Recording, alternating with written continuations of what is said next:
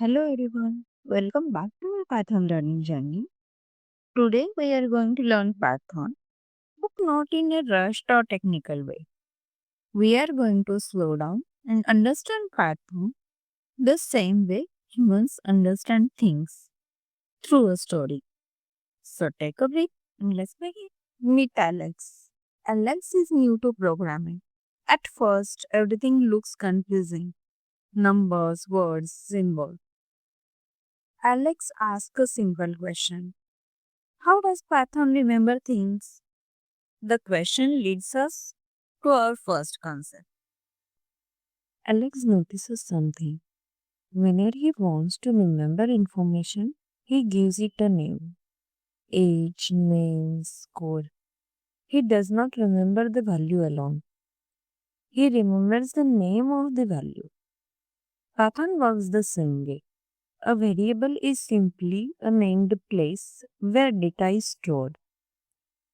When Alex says age equals 25, Python connects the name age to the value 25. From that moment on, Python remembers it. Time passes. Alex grows older, but the name age doesn't change. The only value changes. This makes Alex realize something important. In programming, names stay the same, values can change. This is what makes programs flexible and powerful. Now Alex notices another problem. Not all information behaves the same. Numbers can be added, text cannot. True or false behave differently from numbers. Python needs rules. These rules are called data types. Alex starts with whole numbers. Things he can count. Age, students in a class, score in a test. Python calls these things integers. They are clean, simple, and easy to work with. Whenever there is no decimal point, Python uses integers. Then Alex sees numbers that are not perfectly whole, like money, temperature, measurements. These numbers need more precision. Python uses float to handle such a values. Any number with a decimal point becomes a float. Now, Alex looks at text, names, messages, instructions. Text cannot be calculated, but it can be displayed, stored, and shared. Python stores text as a strings. Strings are special because Python protects them inside quotes.